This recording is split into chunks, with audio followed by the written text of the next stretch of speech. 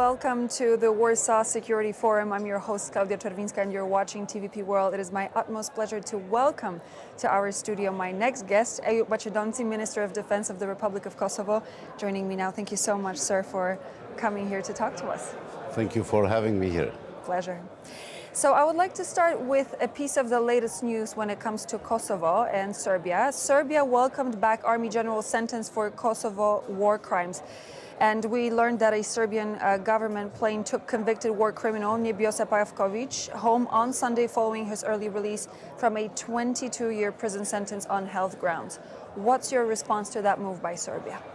Serbia is always, after the war, was trying to undermine the independence of Kosovo, but more than that, we can say tried to undermine the legacy of NATO intervention in Kosovo, and all these convictions and other steps that they did, including intelligence service that worked in Kosovo a lot in order to prepare this kind of activities against Kosovo Liberation Army, are linked to their political objective in order to undermine all international intervention in Kosovo and humanitarian intervention that NATO did in order to stop genocide that was conducted against civilians in Kosovo.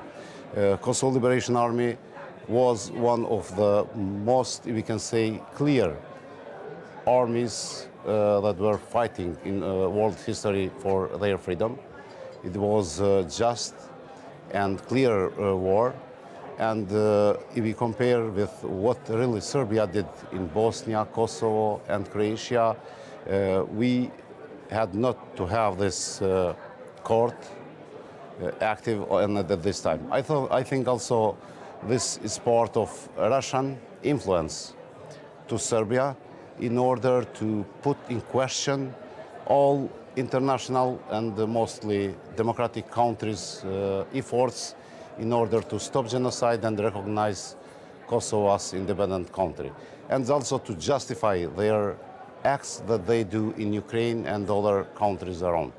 So we see this as Russian influence in Serbia and Serbian interest to undermine NATO bombing of Yugoslavia, but also our war for freedom. We will be back on the subject of Russian influence in Kosovo in just a moment, but I would like to linger a little bit longer on the relationship between Kosovo and Serbia. How would you assess that very relationship as it stands of right now, and how does this tension between the two countries shape your defense policy?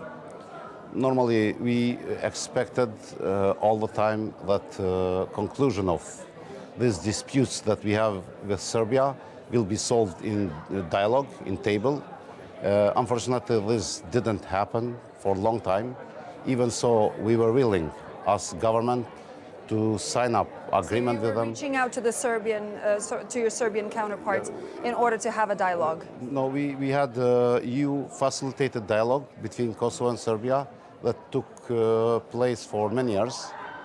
Our government kind of agreed on points that they discussed. Our Prime Minister agreed with President Vučić, but at the end it was hesitation of Serbian President to sign up agreement, which honestly, if we don't sign up agreement, that agreement cannot be on force.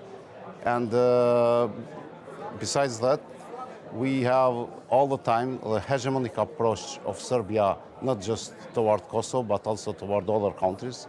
And the problem in Balkans is not about having disputes and issues between two countries. Mm-hmm. It's about having one country, such as Serbia, that has hegemonic approach toward others and territorial, we can say, claims for others. This is not... Would it be safe to say and draw a comparison between the behavior of Serbia and behavior of Russia? I think it's similar, same tactics, just different geographical position. Whatever they did in Ukraine, they were trying to do in Kosovo as well. So it's like hybrid tactics. Hybrid means that Serbia used same as Russia used when before they started invasion in Ukraine. They are trying to undermine our independence, just like Russia tried to undermine sovereignty and democracy inside of Ukraine. They are using, we can say, non-state actors in order to destabilize and cause tensions, just like Russia did in the beginning of war in Ukraine. We had most recently, 2 years ago, the case where Serbian paramilitary group, terrorist group, supported by Serbian security institutions, attempted annexion of our northern part. And on that case, they also conducted terrorist attack by killing Kosovo police. Afterwards, normally the Kosovo institutions reacted and defeated this, we can say, paramilitary heavy armed group that was forced to withdraw in Serbia. And still, Serbia is not taking any steps in order to hand out these persons that did the act in Kosovo to the Kosovan authorities. So the Radojcic and his group that conducted terrorist attack and attempt annexation of our country still are free in Serbia, and Serbia didn't take any really serious step in order to hand out them to our authorities. This shows that there were links between Serbian authorities and these groups, and it's just like, to go back to the questions, like similar to what happened when Russia initiated in the beginning destabilization of Ukraine. But also there is I don't know if you are aware, but there is a Russian humanitarian center, so-called Russian humanitarian center, just close to the border with Kosovo, in Serbian part normally, that was all the time, we can say, encouraging this part of Serbs from northern part of our country in order to undermine our independence, but also undermine our path toward integration in European Union and NATO. I mean, in recent days, we've seen airspace violations in Poland, in Romania, and Estonia. I mean, there's been UN security meeting taking place. As you watch what's happening in Ukraine and you observe how Russia is trying to provoke certain responses and probably test the grounds when it comes to the NATO alliance, do you worry that while the attention might be focused on Russia orchestrating those provocations, and there's a larger conflict, your position in the Balkans could be endangered, perhaps, because the attention is being actually put elsewhere? No, in Balkans, nothing can happen isolated. Like, if something will start in Balkans, if one conflict starts between two countries, will include many other actors around, because this is history of Balkans, and there are a lot of disputes, things in Balkans that can be raised if something happened. I believe that European Union, and especially NATO and United States, are enough included in security in Balkan and are seriously determined on supporting Kosovo and other countries in order to not have any conflict. However, we see that it's very important also to build our own defense capabilities in order to be ready to defend our country from whoever is trying to, we can say, annex or invasion or any other action that will endanger us or. And how would you assess, as a Minister of Defense, how would you assess the preparedness of Kosovo when it comes to a military capability in case it had to actually push back on some attacks, for example, coming from Serbia? We are really building our force according to one plan that we are calling Comprehensive Transition Plan drafted together with the United States in 2018. Current government invested a lot in we can say developing our defense capabilities. We now have 2% of GDP that we are investing in our force, and we did this before, and even at the time when other NATO countries didn't invest so much in their defense capabilities. We are building our force according to NATO standards. Almost all Kosovo Security Force officers, military officers, are trained and educated in NATO schools, NATO countries' schools. We are procuring only NATO weapon systems and equipment, in opposite to Serbia, which is continuing to procure from China and Russia. We are building our force and capabilities according to NATO standards. We are normally looking also for changes in terms of technology and character of war in order to develop new capabilities. And in this regard, drones are one of very important assets that we have in Kosovo, but also the idea and our approach toward building our defense industry is going on this direction in order to kind of guarantee self-sustainability for our country in terms of supplies. And in this regard, we, on December last year, signed up agreement to open for first time in Kosovo ever a factory for production of ammunition, 5.56 and 7.62, which are NATO standard ammunition.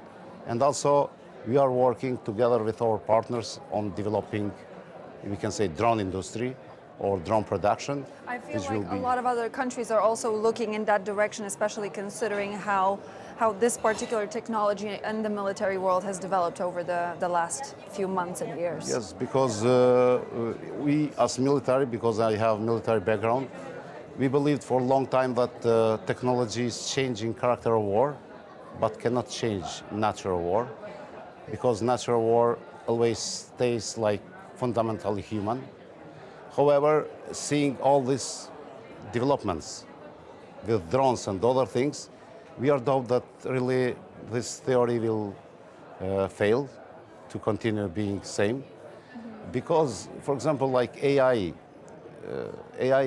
will really affect even natural war.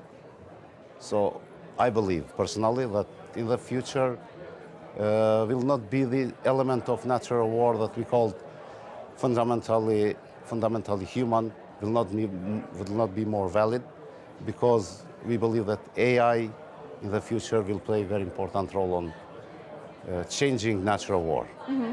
And that's why we are focused also in new technologies and future needs in terms of defense. But also, just to add something, regarding to defense, we last year in our government approved the new concept that we called comprehensive defense concept and program. That means that we will try to include all our citizens on our defense system in order to really to fulfill the gaps that we have in terms of human resources. As my final question, as we're drawing comparisons between the behavior of Serbia in regards to Kosovo and Russia to Ukraine, we've seen that Russia is conducting a particular kind of warfare, hybrid warfare, be it with Poland or other NATO members on the continent. Would you say that Serbia is conducting a particular kind of hybrid warfare when it comes to Kosovo? Do you, as a Minister of Defense, do you see particular elements of that warfare actually being used, being in action when it comes to your country? Exactly the same as Russia is doing. Serbia deployed many troops in the border with Kosovo, conventional troops, used Green Little Man concept, means paramilitary and other groups in our territory is doing disinformation and we can say cyber attacks all the time, and also some economic and other pressure against Kosovo, but also diplomatic war against independence of Kosovo. And I believe that responding to hybrid threats and hybrid means, the only way is if you use hybrid means against them. So we have to work more. So an eye for an eye. Yeah. We have to work more, we can say, as democratic societies, but also as particular countries to respond to these threats using hybrid threats. And even we had lastly show of drones in our territory that came from Serbia, just like Russia is doing. Just like we had an incursion Yeah. in Poland. It was a pleasure to have you in our studio. Thank you so much. And so, ladies and gentlemen, my guest was Ejup Maqedonci, Minister of Defense of the Republic of Kosovo. I'm Klaudia Czerwińska. Thank you so much for tuning in here on TVP World. But please do stay for more.